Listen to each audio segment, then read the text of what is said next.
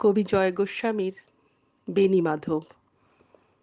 বেণীমাধব, বেণীমাধব, তোমার বাড়ি যাব। বেণীমাধব, তুমি কি আর আমার কথা ভাবো? বেণীমাধব, মোহন বাঁশি তমাল তরুমূলে বাজিয়েছিলে আমি তখন মালতী স্কুলে। ডেস্কে বসে অঙ্ক করি, ছোট্ট ক্লাস ঘর, বাইরে দিদিমণির পাশে দিদিমণির বর। আমি তখন নবম শ্রেণী, আমি তখন শাড়ি। আলাপ হলো বেণীমাধব, সুলেখাদের বাড়ি।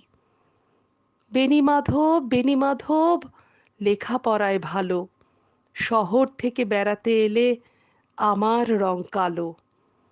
তোমায় দেখে এক দৌড়ে পালিয়ে গেছি ঘরে। বেণীমাধব, আমার বাবা দোকানে কাজ করে। কুঞ্জে অলি, গুঞ্জে তবু ফুটেছে মঞ্জরি, সন্ধেবেলা পড়তে বসে অঙ্কে ভুল করি। আমি তখন নবম শ্রেণী, আমি তখন 16।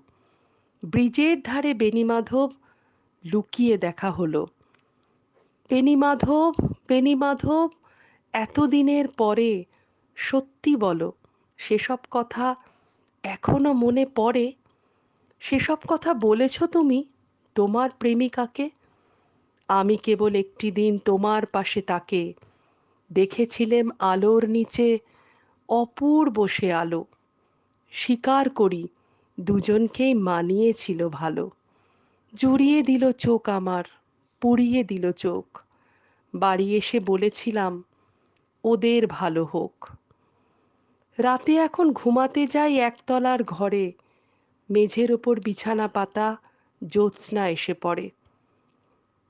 আমার পরে জীবন ছিল চোরা পথের বাঁকে, মিলিয়ে গেছে, জানি না আজ কার সঙ্গে থাকে। আজ জুটেছে কাল কি হবে, কালের ঘরে শনি। আমি এখন এই পাড়ার সেলাই দিদিমণি।